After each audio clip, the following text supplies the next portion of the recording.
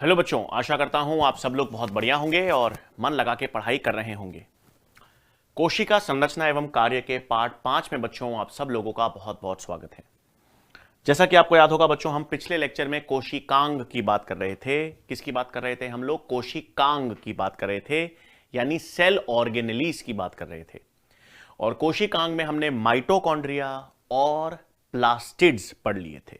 तो माइटोकॉन्ड्रिया और प्लास्टिड्स जो हैं, ये कोशिकांग जो हैं, ये हम लोग पढ़ चुके थे। तो आज हम क्या पढ़ेंगे भाई? तो आज हम बात करेंगे बच्चों एंडोमेम्ब्रेन सिस्टम की।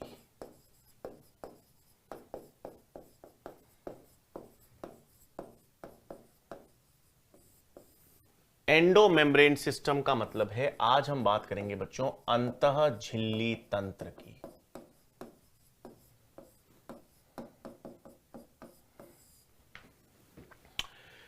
अब ये क्या है सर? कोशिकांग में ये चीज क्या है? एंडोमेम्ब्रेन सिस्टम या अंतः झिल्ली तंत्र क्या है? अब एंडोमेम्ब्रेन सिस्टम में भी बच्चों हम कोशिकांग पढ़ेंगे। इनफैक्ट हम 4 कोशिकांग पढ़ेंगे। ठीक है, अंतः झिल्ली तंत्र या एंडोमेम्ब्रेन सिस्टम में हम क्या पढ़ेंगे बच्चों? 4 कोशिकांग पढ़ेंगे। तो चारों कोशिकांग को हम किसमें शामिल कर रहे हैं? Endomembrane system. इसका मतलब एंडोमेम्ब्रेन सिस्टम में वो सभी कोशिकांग शामिल किए जाएंगे जिनका कार्य एक दूसरे के साथ जुड़ा हुआ हो, जिनका कार्य एक दूसरे के साथ संयोजित हो, जिनका कार्य एक दूसरे के साथ समन्वित हो। तो ऐसे 4 कोशिकांग किसका हिस्सा बनेंगे भाई? एंडोमेम्ब्रेन सिस्टम का। और एंडोमेम्ब्रेन सिस्टम में हम ऐसे 4 कोशिकांग को शामिल करेंगे जिनका कार्य एक दूसरे से संबंधित है, जिनका कार्य एक दूसरे से समन्वित होगा। तो ऐसे 4 कोशिकांग किसमें शामिल किए जाएंगे? एंडोमेम्ब्रेन सिस्टम में। तो क्या हो गया बच्चों एंडोमेम्ब्रेन सिस्टम में? इस तंत्र में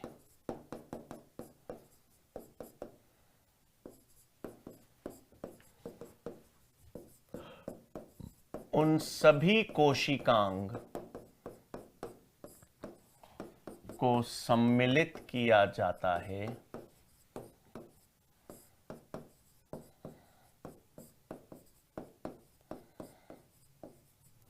तो इस तंत्र में उन सभी कोशिकांगों को सम्मिलित किया जाता है जो या जिनका कार्य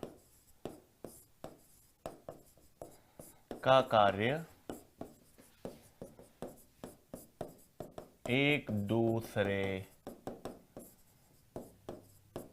से संबंधित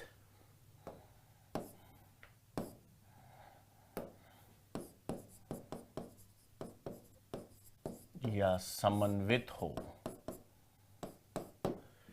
ठीक है बच्चों, तो हम किसकी बात कर रहे हैं? एक अंतः झिल्ली तंत्र या एंडोमेम्ब्रेन सिस्टम की बात कर रहे हैं। तो एंडोमेम्ब्रेन सिस्टम या अंतः झिल्ली तंत्र में क्या होगा बच्चों? इस तंत्र में हम उन सभी कोशिकांगों को सम्मिलित करेंगे, उन सभी कोशिकांगों को शामिल किया जाएगा जिनका कार्य जो है वो एक दूसरे से संबंधित होगा या जिनका कार्य एक दूसरे से समन्वित होगा। तो इसमें हम कितने पढ़ेंगे बच्चों? 4 कोशिकांग पढ़ेंगे। क्या क्या पढ़ेंगे? 4। हां,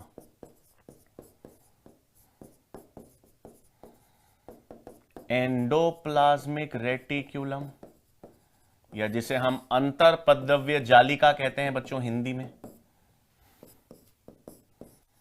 दूसरा गोल्जी काय, एंडोप्लाज्मिक रेटिकुलम या अंतरपद्रव्य जालिका, दूसरा गोल्जी काय, तीसरा लाइजोसोम्स और चौथा वैक्यूल्स या रिक्तिका।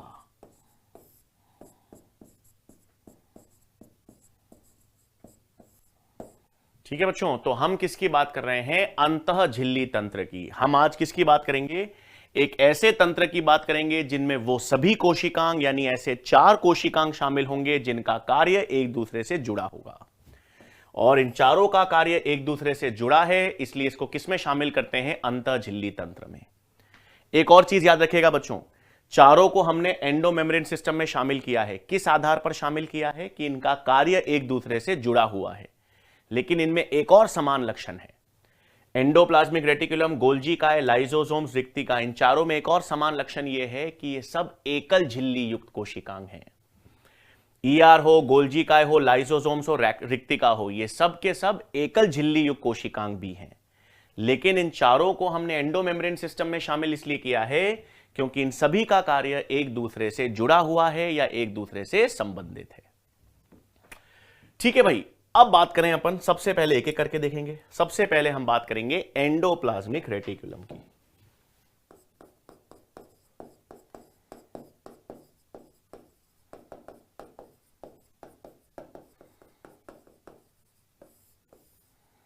एंडोप्लाज्मिक रेटिकुलम या अंतरप्रद्रव्य जालिका, इसकी खोज किसने की थी? पोर्टर ने।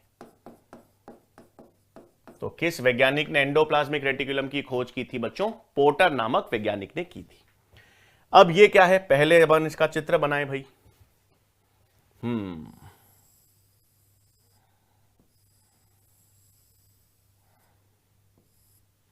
ये क्या बनाया है बच्चों मैंने? केंद्रक। ये बनाया है केंद्रक।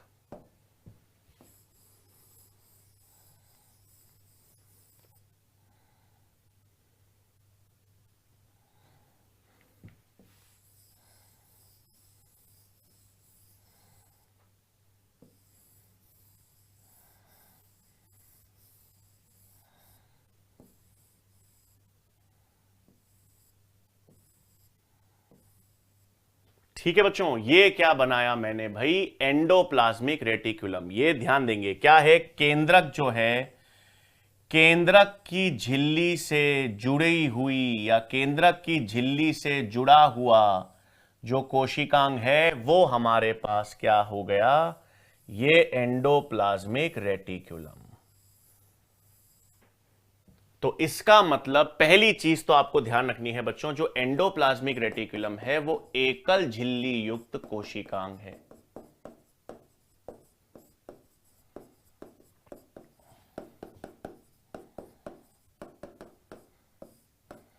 पहला लक्षण तो आपको एंडोप्लाज्मिक रेटिकुलम के बारे में क्या मालूम चल गया कि एंडोप्लाज्मिक रेटिकुलम जो है वो एक ऐसा कोशिकांग या कैसा है भाई?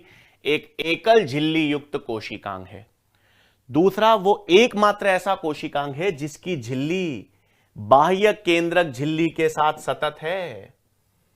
ये देखो बच्चों, ये एक बाह्य केंद्रक झिल्ली है और ये बाह्य केंद्रक झिल्ली किसके साथ समन्वित है या किसके साथ जुड़ी हुई है? ये एंडोप्लाज्मिक रेटिकुलम के साथ जुड़ी हुई है। इसका मतलब अंतरप्रद्रव्य जालिका एंडोप्लाज्मिक रेटिकुलम एक ऐसा कोशिकांग है जो बाह्य केंद्रक झिल्ली के साथ सतत होता है। तो नेक्स्ट बिंदु क्या है भाई? यह एकमात्र कोशिकांग है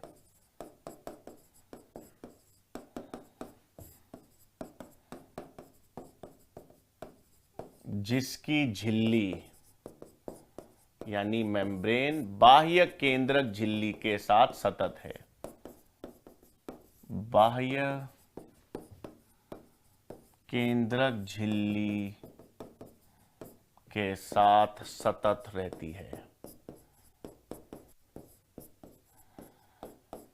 ठीक है बच्चों, तो नेक्स्ट लक्षण क्या हो गया? पहला लक्षण तो मैंने आपको बता ही दिया कि एंडोप्लाज्मिक रेटिकुलम एकल झिल्ली युक्त कोशिकांग है।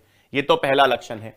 दूसरा, मैंने आपको यह भी बता दिया कि यह एकमात्र ऐसा कोशिकांग है जिसकी झिल्ली जो है वो बाह्य केंद्रक झिल्ली के साथ सतत रहती है। ठीक है, अब काम क्या करता है सुन लो।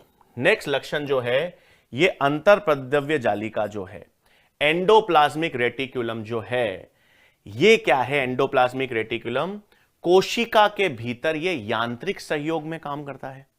ठीक है, कोशिका के भीतर ये यांत्रिक सहयोग भी देता है और कोशिका के भीतर पदार्थों का स्थानांतरण करना हो, कोशिका के अंदर किसी भी पदार्थ को एक क्षेत्र से दूसरे क्षेत्र में स्थानांतरित करना हो तो यह करता है।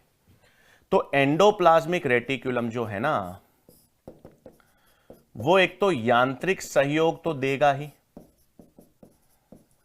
यांत्रिक सहयोग एवं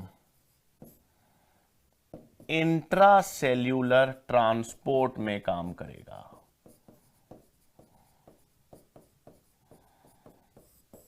इंट्रासेल्यूलर यानी अंतराकोशिकीय स्थानांतरण।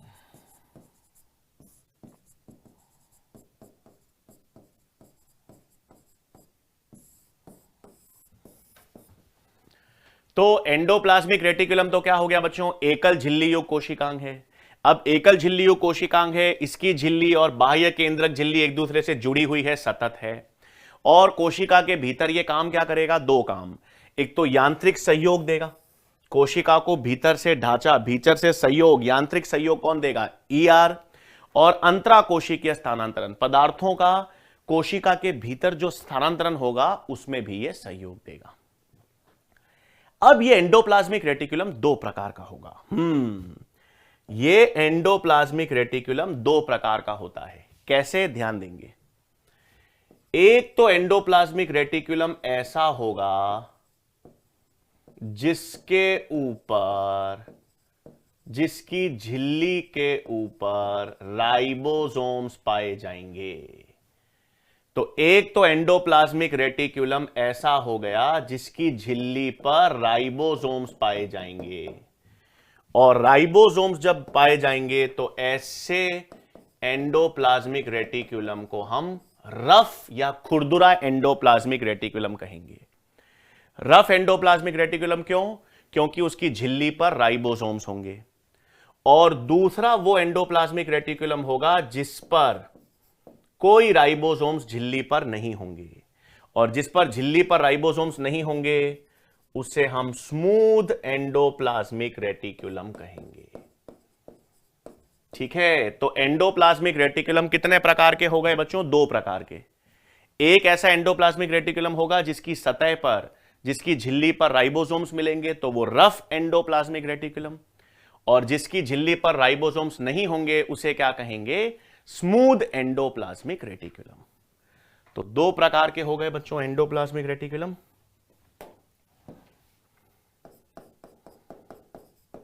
एंडोप्लाज्मिक रेटिकुलम दो प्रकार के होते हैं,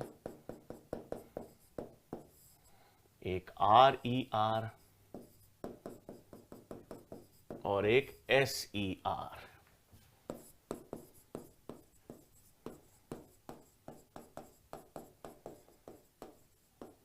रफ एंडोप्लाज्मिक रेटिकुलम और स्मूथ एंडोप्लाज्मिक रेटिकुलम। तो दो प्रकार के एंडोप्लाज्मिक रेटिकुलम है। क्या क्या फर्क है, इसकी झिल्ली पर राइबोसोम्स उपस्थित। RER का मतलब है इसकी झिल्ली पर क्या होंगे बच्चों, राइबोसोम्स उपस्थित होंगे, इनकी झिल्ली पर अनुपस्थित। झिल्ली पर राइबोसोम्स एब्सेंट। तो जिनकी झिल्ली पर राइबोसोम्स नहीं होंगे वो SER, जिन पर होंगे वो RER। अब जब झिल्ली पर राइबोसोम्स होंगे तो काम फर्क चेंज हो जाएगा। याद रखना बच्चों, जहां जहां पर राइबोसोम्स होते हैं, जहां जहां पर राइबोसोम्स होंगे वहां पर काम प्रोटीन संश्लेषण का होगा। तो RER पर भी राइबोसोम्स हैं, तो ये किसमें काम करेंगे, प्रोटीन संश्लेषण और स्त्रावन पर। तो रफ एंडोप्लाज्मिक रेटिकुलम का प्रमुख कार्य क्या हो गया, प्रोटीन संश्लेषण एवं स्त्रावन। प्रोटीन संश्लेषण और स्त्रावन किसका कार्य हो गया, RER का। दूसरा, केंद्रक झिल्ली का निर्माण।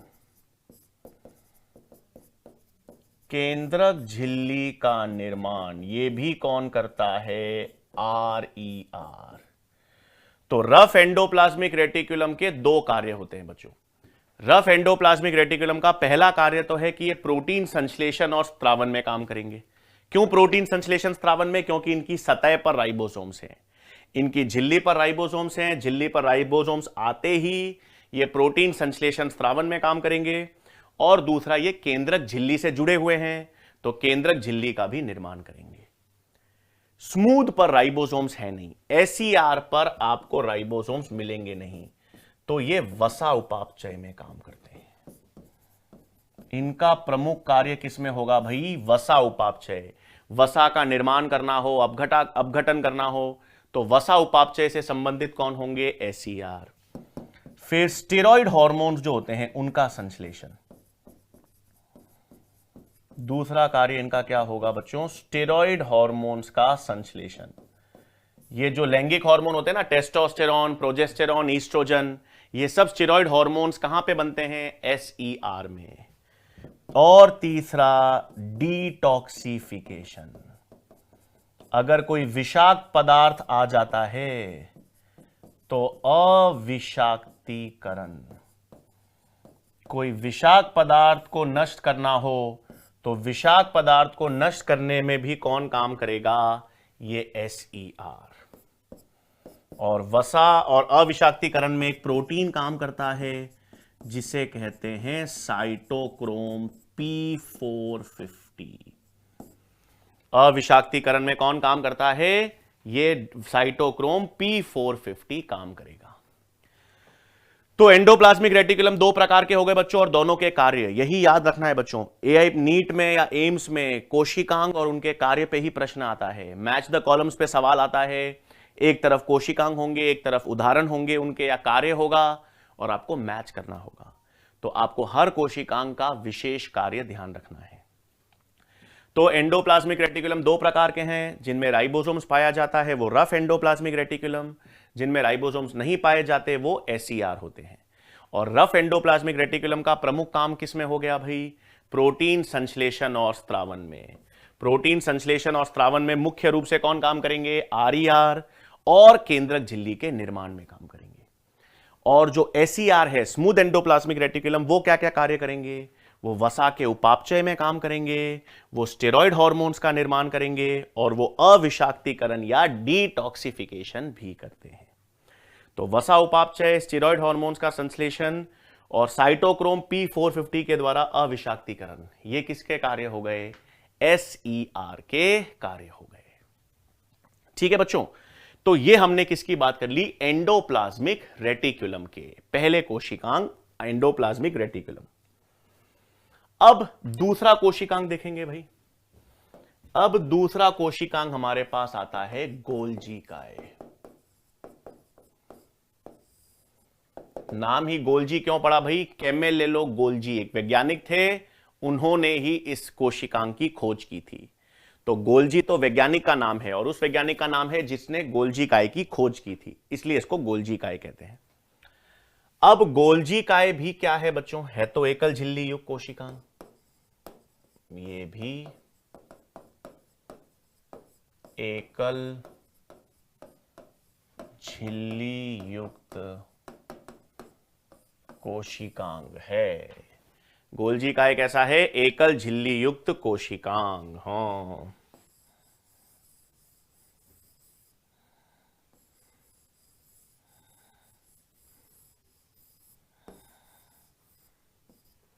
ठीक है। कुछ इस तरह की संरचना हमारे पास किसकी होती है? गोल्जी काय की। ठीक है, तो एनसीईआरटी में आपके पास इस तरह की संरचना किसकी दे रखी है? गोल्जी काय की संरचना। तो पहला चीज तो क्या हो गया बच्चों? मैंने आपको बता दिया, गोल्जी काय जो है वो एक एकल झिल्ली युक्त कोशिकांग है, बिल्कुल एकल झिल्ली युक्त कोशिकांग है। और डायग्राम जो एनसीईआरटी में है वो गोल्जी काय का कैसे दे रखा है, जो मैंने यहां पर बनाया है। अब गोल्जी काय में क्या याद रखना है, सुनेंगे बच्चों एक एक करके। सबसे पहले तो आपको ध्यान रखना है कि गोल्जी काय बना हुआ किससे है। तो गोल्जी काय जो है बच्चों, ये तीन चीजों से। देखो, गोल्जी काय जो है सिस्टर्न वेसिकल्स एवं टिब्यूल्स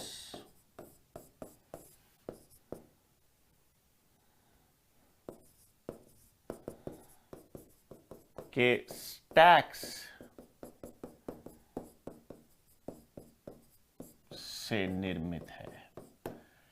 देखो बच्चों, ये जो संरचना है, सुनना, इसमें ये गोले जो हैं ये कहलाते हैं वेसिकल्स, ये चपटे ये कहलाते हैं सिस्टर्न, और बीच में कहीं पर क्या हो सकते हैं, टिब्यूल्स। मैंने सिर्फ यहां पे एनसीईआरटी में वेसिकल्स बनाए हैं गोले, और ये चपटे क्या है, सिस्टर्न। कितने सिस्टर्न बनाए बच्चों, देखो 1 2 3 4 5 6। कितने सिस्टर्न बनाए हैं मैंने इसमें, 6 बनाए हैं। 1 1 2 3 4 5 6 सिस्टर्न बनाए हैं। तो सिस्टर्न, ये गोले वेसिकल्स, और बीच बीच में टिब्यूल्स हो सकती हैं। इस तरह से ये ले लेते हैं।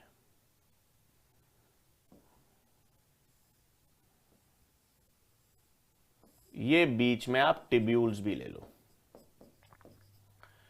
तो सिस्टर्न, वेसिकल्स और टिब्यूल्स से के स्टैक से क्या निर्मित है, गोल्जी काय। और एक स्टैक में 4 से 8 सिस्टर्न होते हैं। आपको याद रखना है, ये प्रत्येक स्टैक में 4 से 8 सिस्टर्न पाए जाते हैं। ठीक है, ये सिस्टर्न क्या है, झिल्ली नुमा चपटी संरचनाएं हैं। झिल्ली नुमा चपटी संरचना। ठीक है, तो आपके पास गोल्जी काय की संरचना मैंने बनाई। मैंने कहा ये सिस्टर्न, ये पतले चपटे संरचनाएं, गोले वेसिकल्स और बीच बीच में टिब्यूल्स, इन सब से एक स्टैक बनता है, और इन स्टैक्स को क्या कहते हैं, गोल्जी काय। और हर स्टैक में मैंने यहां पर कितने सिस्टर्न बनाए हैं, 6, लेकिन 4 से 8 की संख्या में ये सिस्टर्न आपको प्रत्येक स्टैक में मिलेंगे। अच्छा, अब पादपों में क्या होता है बच्चों, पादपों में या कुछ प्रोटोजोआ में गोल्जी काय इतना विकसित नहीं होता, इस तरह से जमा हुआ नहीं होता। मतलब उसमें सिस्टर्न, वेसिकल्स और टिब्यूल्स बिखरे हुए रहते हैं। ठीक है, इस तरह से सुविकसित रूप से नहीं अरेंज होते, इस तरह से व्यवस्थित नहीं होते पादपों में, तो उनको डिक्टियोजोम्स कहते हैं। ठीक है, जंतु कोशिकाओं में तो ये सब विकसित हैं, ये सब सिस्टर्न एक दूसरे से जुड़े हुए हैं, वेसिकल्स हैं, टिब्यूल्स हैं, ये सब एक व्यवस्थित रूप से हैं गोल्जी काय। लेकिन पादपों में या कुछ प्रोटोजोआ में ये बिखरे हुए रहते हैं या इतने विकसित नहीं होते, तो उनको क्या कहते हैं, डिक्टियोजोम्स। तो कुछ पादपों व प्रोटोजोआ में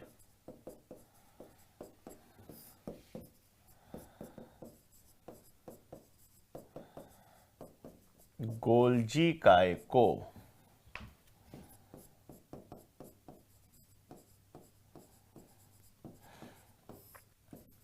डिक्टियोजोम्स कहा जाता है। तो कुछ पादपों में और प्रोटोजोआ में गोल्जी काय को क्या कहा जाता है, डिक्टियोजोम्स। डिक्टियोजोम्स का मतलब है कि ये पूर्ण रूप से, अच्छे रूप से व्यवस्थित नहीं है। डिक्टियोजोम्स का मतलब है ये अच्छी तरह से व्यवस्थित नहीं है, और व्यवस्थित नहीं है इसलिए इसको क्या कहते हैं, डिक्टियोजोम्स। तो ये व्यवस्थित नहीं होंगे इसलिए इसे क्या कहेंगे, डिक्टियोजोम्स कहते हैं। तो ये तो गोल्जी काय की अपन ने बात की, एकल झिल्ली कोशिकांग है, सिस्टर्न, वेसिकल्स और टिब्यूल से निर्मित है, और ये काम कर रहा है। अब देखो बच्चों, इसके अगले लक्षण के लिए, गोल्जी काय के अलग अलग लक्षणों के लिए, गोल्जी काय को समझने के लिए, उसके कार्य को समझने के लिए, लक्षणों को समझने के लिए मैं उदाहरण से समझा रहा हूं। कैसे ध्यान देंगे बच्चों, अब समझाने के लिए क्या है बच्चों, मैंने क्या ले लिया, कोशिका।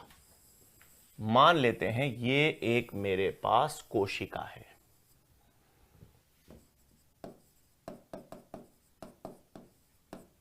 ठीक है, इस कोशिका में ये केंद्र में क्या हो गया भाई, केंद्रक।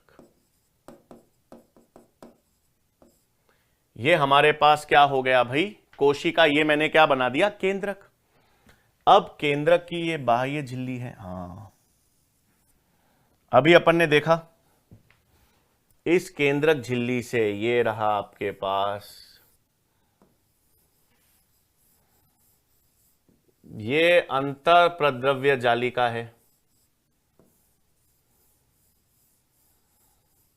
ठीक है ना भाई, ये एंडोप्लाज्मिक रेटिकुलम है। हो सकता है इसमें मैंने ये रहा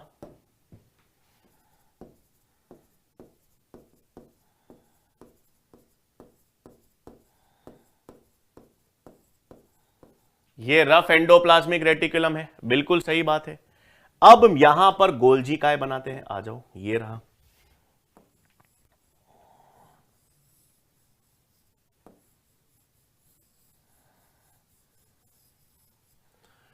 ठीक है भाई, ये मैंने क्या बना दिया, गोल्जी काय। ये है हमारे पास गोल्जी काय। अब क्या बता रहा हूं ध्यान से समझना। मान लेते हैं बच्चों, अपन ने प्लाज्मा झिल्ली पढ़ चुके हैं। ये कोशिका है और ये कोशिका की मैंने क्या बना दी, प्लाज्मा झिल्ली। ठीक है, ये कोशिका की कोशिका झिल्ली है। अब कोशिका झिल्ली की संरचना अपन समझ चुके हैं।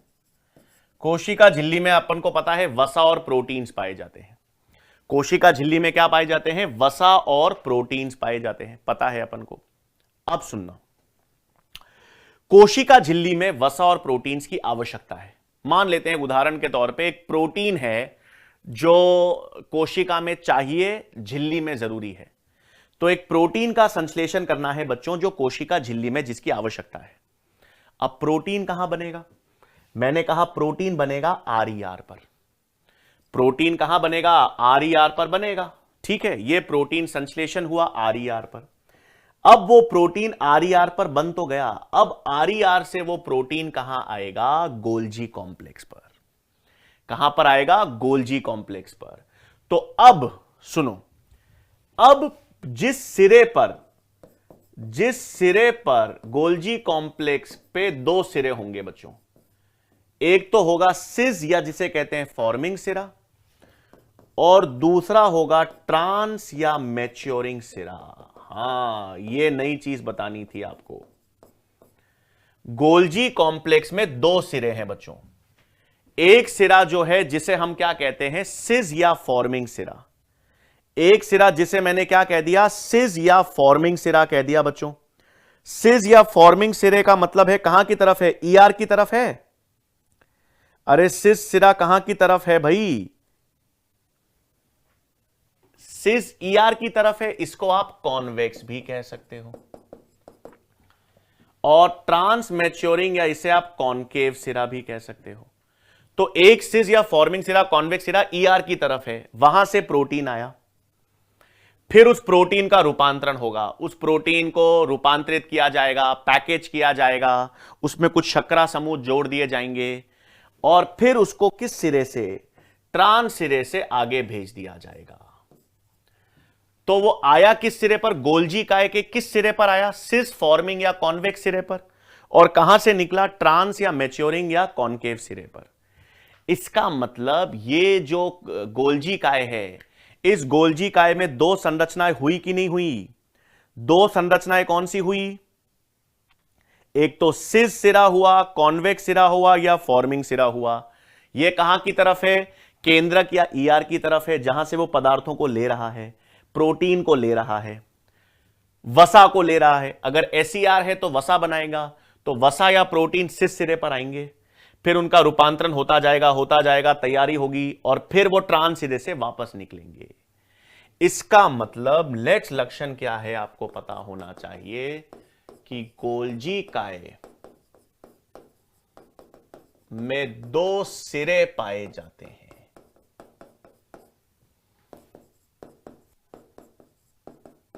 सही बात, गोल्जी काय में क्या पाए जाएंगे, दो सिरे। कौन कौन से भाई, सिस, कॉन्वेक्स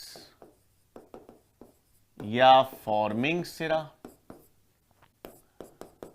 और ट्रांस कॉनकेव या मैच्योरिंग सिरा। कहां की तरफ है, ट्रांस कॉनकेव या मैच्योरिंग सिरा, झिल्ली की तरफ है कि नहीं, झिल्ली की तरफ है ना। और सिस कॉर्मिंग सिरा कहां पर है, केंद्रक या ईआर की तरफ। तो केंद्रक या ईआर की तरफ कौन सा सिरा हो गया, सिस या फॉर्मिंग सिरा, और ट्रांस या मैच्योरिंग सिरा कहां की तरफ हो गया, झिल्ली की तरफ। यह गोल्जी काय में दो सिरे पाए जाएंगे। फिर नेक्स्ट चीज आपको ध्यान रखनी है, सुनो, नेक्स्ट चीज आपको याद रखनी है कि गोल्जी काय जो है वो एक प्लियोमॉर्फिक कोशिकांग है।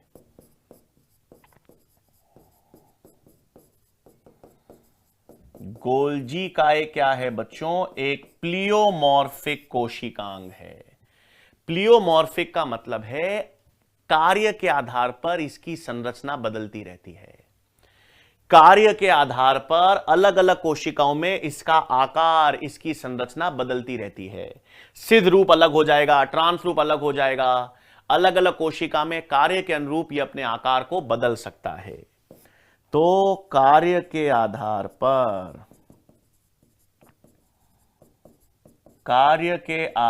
पर इसकी संरचना में परिवर्तन आता है।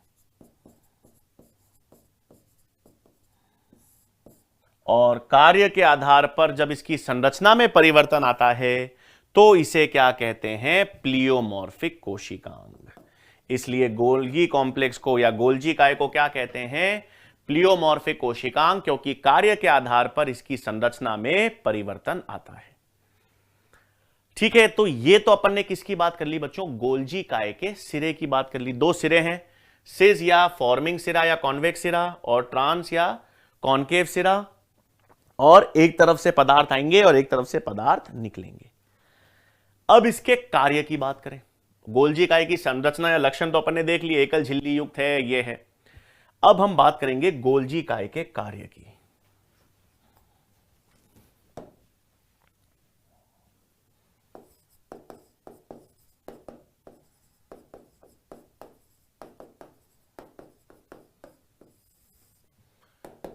तो गोल्जी काय का सबसे प्रमुख कार्य होता है, सबसे मुख्य कार्य स्त्रावन। सबसे मुख्य कार्य गोल्जी काय का क्या होगा भाई? स्त्रावन। यानी कोई भी पदार्थ को यदि कोशिका से बाहर फेंकना है, किसी भी प्रोटीन को या कोई वसा को अगर आप कोशिका के बाहर स्त्रावित करवाना चाहते हैं, कोई प्रोटीन है, कोई एंजाइम है, कोई हार्मोन है जो कोशिका के बाहर जाएगा, जो कोशिका के बाहर जिसका स्त्रावन होगा, तो उसमें कौन योगदान देगा? गोल्जी काय देगी। तो गोल्जी काय का सबसे प्रमुख कार्य किसमें होगा भाई? स्त्रावन में। सबसे प्रमुख कार्य तो इसका किसमें होगा? स्त्रावन में तो सबसे इंपॉर्टेंट होगा। फिर क्या करेगा भाई? प्रोटीन और वसा की पैकेजिंग करेगा। आज मैंने कहा था आर पे कोई प्रोटीन बनेगा तो वो यहां पर आएगा, एसईआर पे कोई वसा बनेगा तो एसईआर का वसा भी गोल्जी काय पर आएगा। तो प्रोटीन या वसा जो आर या एसईआर बना रहा है उसको प्रोसेस करना, उसकी पैकेजिंग करना किसका काम है? गोल्जी काय का। तो गोल्जी काय का नेक्स्ट काम क्या हो गया भाई? मुख्य कार्य तो स्त्रावन में हो गया। दूसरा, वसा एवं प्रोटीन की पैकेजिंग। तो वसा और प्रोटीन्स की पैकेजिंग भी कौन करेगा? गोल्जी काय करेगा। ये दूसरा काम। तीसरा होता है बच्चों इसका काम ग्लाइकोप्रोटीन एवं ग्लाइकोलिपिड्स का संश्लेषण। नेक्स्ट काम क्या हो गया बच्चों इसका? ग्लाइकोप्रोटीन एवं ग्लाइकोलिपिड्स का संश्लेषण। अब ये क्या है भाई? प्रोटीन संश्लेषण तो आर करेगा, बिल्कुल सही। वसा का संश्लेषण तो एसईआर करेगा, बिल्कुल सही। प्रोटीन आर बनाएगा, लिपिड एसईआर बनाएगा, लेकिन उस पर शर्करा समूह को जोड़ना, उस पर शर्करा या कार्बोहाइड्रेट जुड़ेगी तभी तो वो ग्लाइकोप्रोटीन और ग्लाइकोलिपिड्स बनेंगे। तो शर्करा को जोड़ने की प्रक्रिया क्या कहलाती है? ग्लाइकोसाइलेशन। जब प्रोटीन और वसा में शर्करा जुड़ती है, प्रोटीन में शर्करा जुड़ेगी या कार्बोहाइड्रेट जुड़ेगा तो उसे क्या कहेंगे? ग्लाइकोप्रोटीन। लिपिड या वसा में जब कार्बोहाइड्रेट जुड़ेगा तो उसे क्या कहेंगे? ग्लाइकोलिपिड्स। तो ग्लाइकोलिपिड्स या ग्लाइकोप्रोटीन का संश्लेषण जब होगा तो संश्लेषण में कौन काम करेगा? गोल्जी काय। कार्बोहाइड्रेट या शर्करा को जोड़ने में कौन काम करेगा? ग्लाइकोप्रोटीन्स और गोल्जी काय। इसे कहते हैं ग्लाइकोसाइलेशन। यह भी किसका काम है? गोल्जी काय का। फिर नेक्स्ट क्या होता है बच्चों? अभी आगे पढ़ेंगे। शुक्राणु होते हैं मानव में, हां, मानव के शुक्राणुओं में एक्रोसोम पाया जाता है। मानव के शुक्राणुओं में एक एक्रोसोम पाया जाता है, उसका निर्माण भी कौन करता है? गोल्जी काय। तो आपको ध्यान रखना है, शुक्राणु में, स्पर्म्स में एक्रोसोम का निर्माण, शुक्राणुओं में एक्रोसोम का निर्माण भी कौन करता है? गोल्जी काय करेगा। ठीक है, फिर लाइजोसोम्स का निर्माण, हां अभी अपन आगे पढ़ेंगे, लाइजोसोम्स का निर्माण भी कौन करता है? गोल्जी काय। समझ रहे हो, सब कार्य एक दूसरे से जुड़े हुए हैं। देखो एंडोमेम्ब्रेन सिस्टम में 3 तो आ गए, endoplasmic reticulum, endoplasmic reticulum protein बना रहा है या वसा बना रहा है, वो गोल्जी काय में जा रहे हैं। गोल्जी काय उनको पैकेज कर रहा है, उसमें शर्करा जोड़ रहा है, आगे भेज रहा है। गोल्जी काय से आगे लाइजोसोम्स का निर्माण भी हो रहा है। तो सारे कोशिकांग का कार्य एक दूसरे से जुड़ा हुआ है, इन कोशिकांगों का कार्य एक दूसरे से संबंधित है, इसलिए इसको एंडोमेम्ब्रेन सिस्टम में पढ़ रहे हैं। तो लाइजोसोम्स का निर्माण भी कौन करेगा भाई? गोल्जी काय ही करता है।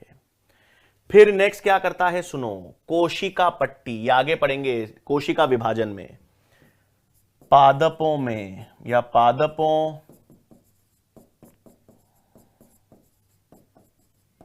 के कोशिका द्रव्य विभाजन में, पादपों के कोशिका द्रव्य विभाजन में कोशिका पट्टी का निर्माण,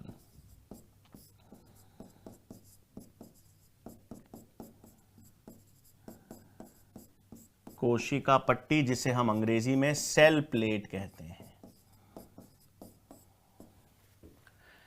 तो पादपों के कोशिका द्रव्य में कोशिका पट्टी का निर्माण भी कौन करेगा भाई? गोल्जी काय। तो आपने देखा गोल्जी काय का कार्य क्या क्या है भाई? सबसे प्रमुख कार्य तो हो गया इसका स्त्रावन में, फिर अपन ने देख लिया कि ये पैकेजिंग में काम कर रहा है प्रोटीन्स और लिपिड्स की, फिर अपन ने देखा ग्लाइकोप्रोटीन्स और ग्लाइकोलिपिड्स का निर्माण कर रहा है, फिर हमने देख लिया शुक्राणु का निर्माण, शुक्राणुओं में एक्रोसोम का निर्माण कर रहा है, फिर हमने देखा लाइजोसोम्स का निर्माण कर रहा है, और फिर पादपों के कोशिका द्रव्य विभाजन में भी ये कोशिका पट्टी का निर्माण करेगा। ये सब काम किसके होंगे? गोल्जी काय के। ये सब काम किसके हैं भाई? गोल्जी काय के होते हैं। तो अब आपको क्रम मालूम चल गया, कार्य तो अपन ने देख लिया, अब इसको वापस एक बार समझें। तो इधर देखो, अगर अब मैं कोशिका से समझाता हूं चीजों को, सीक्वेंस कैसे याद रखोगे? मान लो ये हमारे पास एक कोशिका है, ठीक है, तो आपके पास सबसे पहले कोई भी वसा या प्रोटीन का संश्लेषण कहां पर होगा? ईआर में। कोई भी वसा हो या प्रोटीन हो, उसका निर्माण होगा कहां पे भाई? वसा में, या वसा हो या प्रोटीन हो, निर्माण होगा कहां? ईआर में ही तो होगा। तो आपके पास ईआर की झिल्ली पर निर्मित होंगे। वसा है तो एसईआर की झिल्ली पर निर्मित होगा, प्रोटीन है तो आरईआर की झिल्ली पर निर्मित होगा। झिल्ली से ये ईआर एंडोप्लाज्मिक रेटिकुलम की गुहा में जाएंगे, गुहा या ल्यूमेन में, ठीक है। फिर वहां से कहां जाएंगे? गोल्जी कॉम्प्लेक्स, और गोल्जी काय के कौन से सिरे पर? सिस सिरे पर। फिर कहां पर जाएंगे? गोल्जी काय के ट्रांस यानी परिपक्व सिरे पर, और उसके बाद या तो अंतराकोशिकीय टारगेट या तो अंतराकोशिकीय गंतव्य पर हो सकता है, और या कोशिका से बाहर स्त्रावन हो सकता है। ठीक है भाई, तो ये आपके पास पूरा सिस्टम है एंडोप्लाज्मिक रेटिकुलम और गोल्जी काय का। ईआर की झिल्ली पर कोई वसा है या प्रोटीन है, ईआर की झिल्ली पर बनेगा। ईआर की झिल्ली पर बनने के बाद उसके अंदर भीतर जाएगा गुहा में या ल्यूमेन में। वहां से वेसिकल्स निकलेंगे, वहां से क्या निकलेंगे? वेसिकल्स। वेसिकल्स कहां जाएंगे? गोल्जी काय में लेकर जाएंगे प्रोटीन को या वसा को। सिस सिरे से ट्रांस सिरे पर उनका क्या होगा? प्रोसेसिंग या पैकेजिंग। और गोल्जी काय या तो अंतराकोशिकीय गंतव्य में इसको कहीं आगे भेज देंगे, लाइसोसोम्स में भेज देंगे, और या उसको कोशिका के बाहर स्त्रावन करवा देंगे। ठीक है, तो ये इस तरह से क्या हो गया, ये इस कारण हम गोल्जी काय को कोशिका का मिडिल मैन कहते हैं। ठीक है, या मिडिल मैन या ट्रैफिक रेगुलेटर।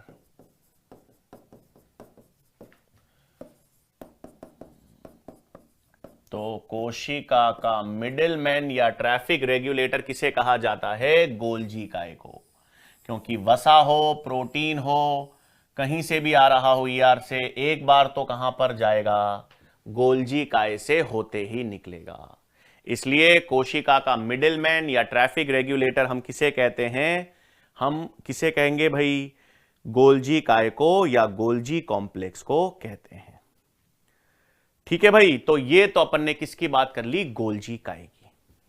अब तीसरा कोशिकांग कौन सा आ जाता है बच्चों? लाइसोसोम्स। एंडोमेम्ब्रेन सिस्टम में तीसरा कोशिकांग आता है लाइसोसोम्स। लाइसोसोम्स की खोज डी डुवे नाम का एक वैज्ञानिक थे बच्चों, डी डुवे नाम के वैज्ञानिक, उन्होंने लाइसोसोम्स की खोज की। और लाइसोसोम्स भी क्या हैं भाई? एकल झिल्ली युक्त कोशिकांग।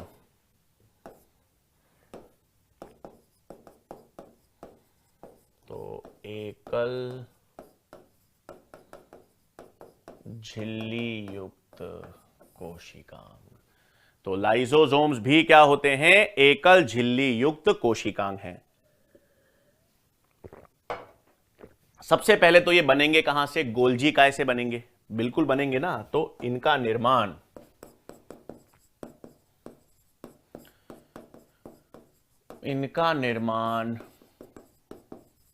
गोल्जी काय के वेसिकल से होता है। ठीक है, तो लाइसोसोम्स का निर्माण किससे होगा भाई? गोल्जी काय के वेसिकल से होगा। एक्चुअली यहां पर एक शब्द आता है बच्चों, GERL, गोल्जी काय, जो ER से संबंधित और लाइसोसोम्स का निर्माण।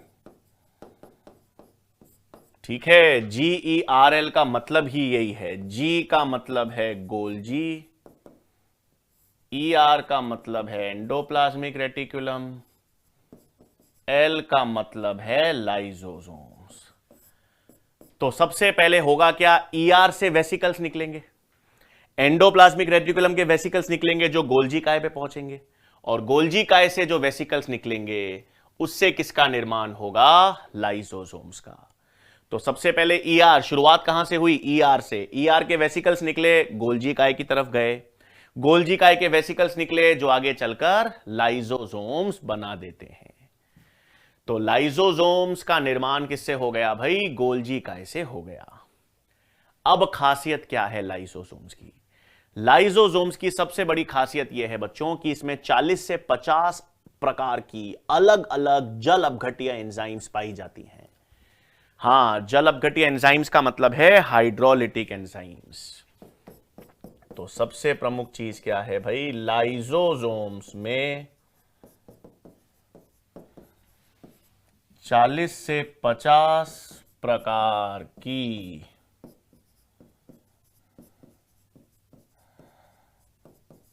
जल अपघट्य यानी हाइड्रोलाइटिक एंजाइम्स पाई जाती हैं। याद आया? हाइड्रोलिटिक एंजाइम्स जिनका ईसी नंबर 3 था, हाइड्रोलेसेस। एंजाइम क्लासिफिकेशन याद है? तो एंजाइम नंबर 3 में पढ़ा था अपन ने हाइड्रोलेसेस। तो लाइसोसोम्स में 40 से 50 प्रकार की क्या पाई जाती हैं, जल अपघट्य या हाइड्रोलाइटिक एंजाइम्स पाई जाती हैं। और ये सब एंजाइम्स अम्लीय पीएच 5 पर क्रियाशील होती हैं। और यह एंजाइम्स पीएच 5 पर सक्रिय, यानी लगभग अम्लीय पीएच जो है या पीएच 5 पर ये एंजाइम्स क्या होती हैं, सक्रिय। तो किस पीएच पे सक्रिय होंगी बच्चों, अम्लीय पीएच या पीएच 5 पर सक्रिय होंगी। तो क्या मालूम है लाइसोसोम्स के बारे में भाई, पहली चीज तो हमको मालूम चल गई कि ये गोल्जी काय के वेसिकल से निर्मित होंगे, इसलिए उनसे संबंधित हैं। फिर अपन ने देखा लाइसोसोम्स में 40 से 50 प्रकार की जल अपघट्य एंजाइम्स हैं, अलग अलग प्रकार की जल अपघट्य एंजाइम्स होती हैं, और इसलिए किस पे सक्रिय होते हैं, पीएच 5 पर सक्रिय होंगे। अब क्या होता है, काम कैसे करेंगे, सुनो। अब काम कैसे करेंगे, आओ। ये एक कोशिका ले ली भाई हमने, ये मेरे पास क्या है, कोशिका। अब यहां पर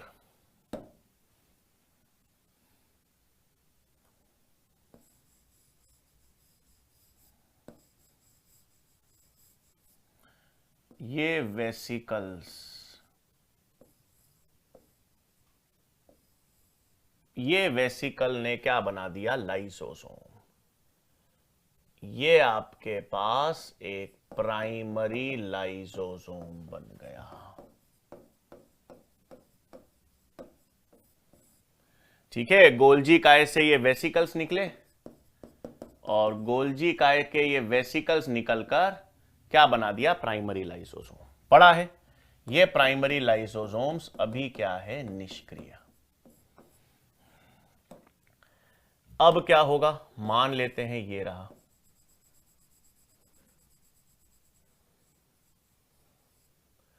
ये एक फैगोसोम है,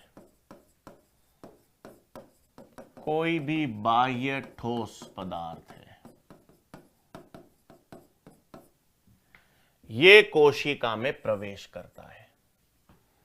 ठीक है, कोई भी बाह्य पदार्थ है, बाह्य एक ठोस पदार्थ है, बाह्य ठोस पदार्थ कुछ भी हो सकता है बच्चों, ये भोजन भी हो सकता है, ये कोई भोजन भी हो सकता है, कोई रोगजनक भी हो सकता है, कोई जीवाणु विषाणु भी हो सकता है, कोई रोगजनक भी हो सकता है, भोजन पदार्थ भोज्य पदार्थ भी हो सकता है, कुछ भी हो सकता है।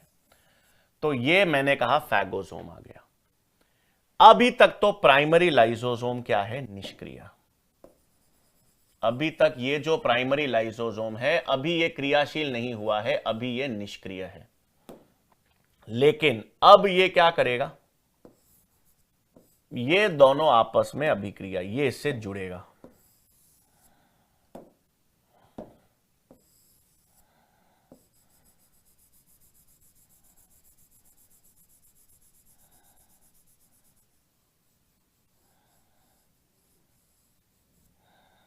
जुड़ेगा ना भाई। अब ये जो अपना लाइसोसोम है, उसकी एंजाइम्स जो हैं अंदर, वो अब क्रियाशील होंगी, उनको कुछ खाने को, कुछ तोड़ने को मिला है, जल अपघट्य एंजाइम्स है ना, तो ये जल अपघट्य एंजाइम्स अब इस भोज्य पदार्थ को या रोगजनक को क्या करेंगी, तोड़ेंगी। तो इसे आप क्या कहोगे, सेकेंडरी लाइसोसोम। इसे क्या कहा जाएगा, सेकेंडरी लाइसोसोम, या हम इसे कहते हैं फैगोलाइसोसोम। ये क्रियाशील है, ये सेकेंडरी लाइसोसोम फैगोलाइसोसोम क्रियाशील हो गया ना। अब इसकी एंजाइम्स जो हैं, इसकी एंजाइम्स जो हैं वो इसके भोज्य पदार्थ या रोगजनक को नष्ट करेंगी, और नष्ट करने के बाद खुद भी अपघटित हो जाएगी, और ये भी अपघटित हो जाएगा, है ना।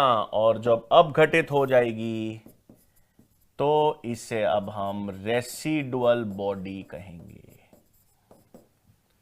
और फिर नया वेसिकल से नया लाइसोसोम बनेगा। तो क्या हुआ बच्चों, ये था गोल्जी काय, गोल्जी काय से वेसिकल निकला, वेसिकल ने क्या बना दिया, प्राइमरी लाइसोसोम। अभी ये निष्क्रिय है। अब कोशिका के अंदर कोई भोज्य पदार्थ आया, कोई रोगजनक आ गया, तो कोई रोगजनक या भोज्य पदार्थ आया तो अब प्राइमरी लाइसोसोम जो था लाइसोसोम, वो इससे अभिक्रिया करेगा। लाइसोसोम्स की एंजाइम्स जो हैं वो इस भोज्य पदार्थ को या रोगजनक को तोड़ेंगी। मतलब अब लाइसोसोम क्रियात्मक होगा, क्रियाशील होगा, जिसे हम द्वितीयक लाइसोसोम, सेकेंडरी लाइसोसोम या फैगोलाइसोसोम कहते हैं। और काम करने के बाद वो नष्ट हो जाएगा, फिर नया गोल्जी काय से बनेगा, फिर काम करेगा, फिर नष्ट हो जाएगा, और ये चक्र चलता रहेगा। तो ये रेसिडुअल बॉडी को तृतीयक लाइसोसोम्स भी कह सकते हैं, इसको हम टर्शरी लाइसोसोम भी कहते हैं। तो इसका मतलब एक चीज हमको समझ आ गई कि लाइसोसोम्स जो हैं वो एक बहु आकारिकी कोशिकांग हो गया ना। लाइसोसोम जो है वो एक पॉलीमॉर्फिक ऑर्गेनेली यानी बहु आकारिकी कोशिकांग हो गया।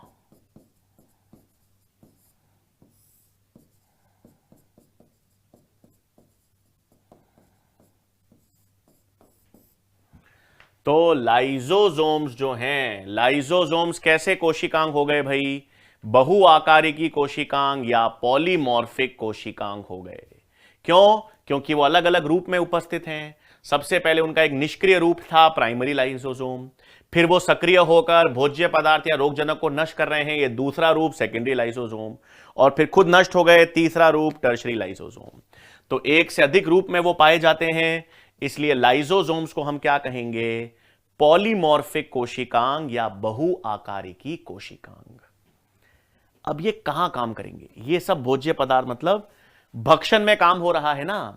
कोई भी भोज्य पदार्थ का भक्षण जब कोशिका में भीतर जा रहा है, कोई रोगजनक शरीर में जा रहा है, कोशिका में जा रहा है, तो उसे नष्ट कर रहे हैं, तो भक्षण में काम कर रहे हैं लाइसोसोम्स।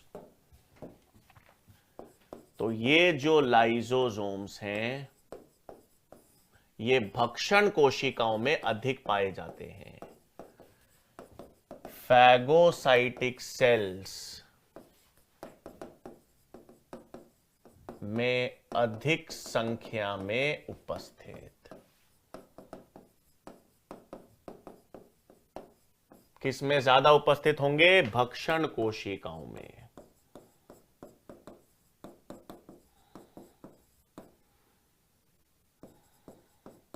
तो लाइसोसोम्स किन कोशिकाओं में ज्यादा पाए जाएंगे भाई, भक्षण कोशिकाओं में ज्यादा पाए जाएंगे।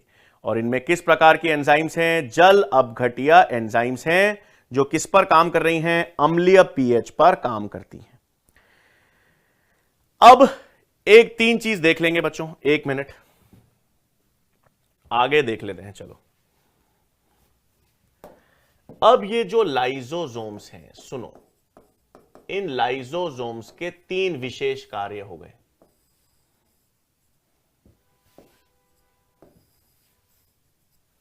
ठीक है, क्या हो गए तीन, एक जिसे अपन कहते हैं हेटेरोफेजी, जिसे हम कहते हैं विषम भक्षण। विषम भक्षण इसका मतलब है फैगोसाइटोसिस। अभी जो अपन ने पढ़ा, कोई भी भोज्य पदार्थ आता है, यानी कोई भी भोजन आता है या रोगजनक आता है,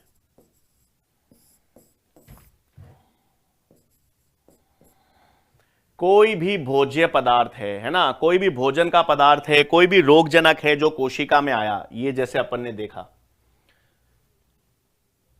ये कोई भी भक्षण भोज्य पदार्थ रोगजनक जब कोशिका में आया फैगोसोम, तो उसे लाइसोसोम ने नष्ट कर दिया, उसका अपघटन कर दिया, जल अपघटीय।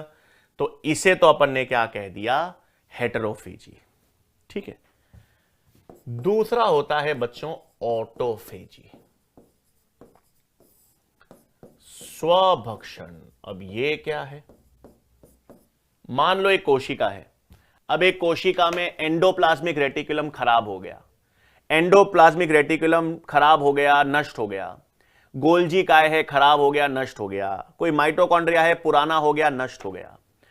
तो जो कोशिका के ही पदार्थ हैं, जो कोशिका के भीतर ही पदार्थ हैं, जो खराब हो गए हैं, नष्ट हो गए हैं, काम के नहीं हैं, उनको भी तो कोशिका से नष्ट करना, उनको भी तो कोशिका से हटाना पड़ेगा। उनको भी तो क्या करना पड़ेगा, उनका भी अपघटन करना पड़ेगा। तो कौन करेगा, लाइसोसोम्स। कौन करेगा भाई, लाइसोसोम्स। और उसे ही क्या कहेंगे, स्वभक्षण या ऑटोफेजी। उसे ही अपन क्या कहेंगे, ऑटोफेजी कहेंगे या स्वभक्षण कहेंगे। तो ऑटोफेजी का मतलब क्या है भाई, पुराने मृत कोशिकीय पदार्थों का अपघटन।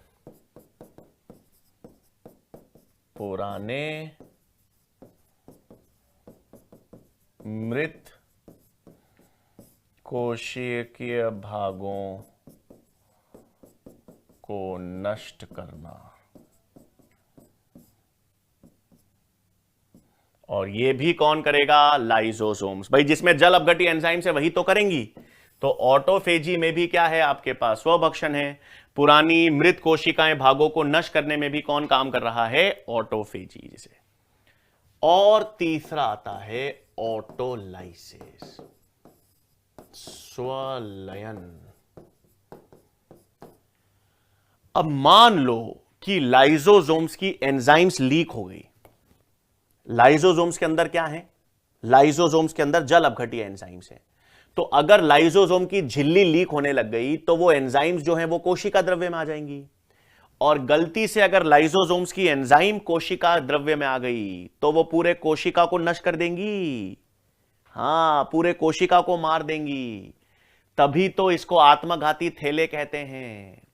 हम लाइसोसोम्स को किस नाम से जानते हैं भाई, आत्मघाती थैले। क्यों, क्योंकि अगर लाइसोसोम्स की जल अपघटी एंजाइम्स लीक होने लग जाएं, उनमें लीक होकर वो कोशिका द्रव्य में आ जाएं, तो उसके क्या होगा भाई, पूर्ण कोशिका जो है उसका नष्ट या वो नष्ट हो जाएगी। उसे ऑटोलाइसिस कहते हैं।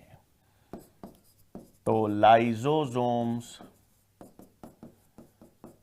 के लीक होने पर पूर्ण कोशिका नष्ट हो जाएगी। और इसी कारण सॉरी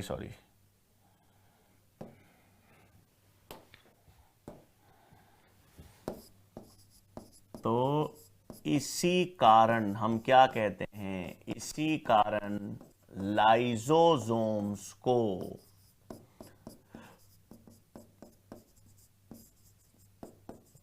आत्मघाती थैले कहा जाता है। आत्मघाती थैले को हम सुसाइडल बैग्स कहते हैं। इसी कारण लाइसोसोम्स को क्या कहते हैं, आत्मघाती थैले या सुसाइडल बैग्स। अगर गलती से वो लीक हो जाए, गलती से लाइसोसोम्स लीक हो जाएंगे तो पूरी कोशिका नष्ट हो जाएगी। इसी के कारण लाइसोसोम्स को हम आत्मघाती थैले या सुसाइडल बैग्स कहते हैं। ठीक है बच्चों, तो ये हमने आज क्या देखा, आज अपन ने चालू तो क्या किया बच्चों, एंडोमेम्ब्रेन सिस्टम का सिस्टम देखा। अपन ने देखा क्या भाई, आज एंडोमेम्ब्रेन सिस्टम देखा है। एंडोमेम्ब्रेन सिस्टम में मैंने आपको कहा हमने उन सभी कोशिकांगों को शामिल किया है। एंडोमेम्ब्रेन सिस्टम में उन सभी कोशिकांगों को शामिल किया जिनका कार्य एक दूसरे से संबंधित है, जिनका कार्य एक दूसरे से जुड़ा हुआ है। इसमें 4 कोशिकांग आते हैं, एंडोप्लाज्मिक रेटिकुलम, गोल्जी काय, लाइसोसोम्स और रिक्तिका।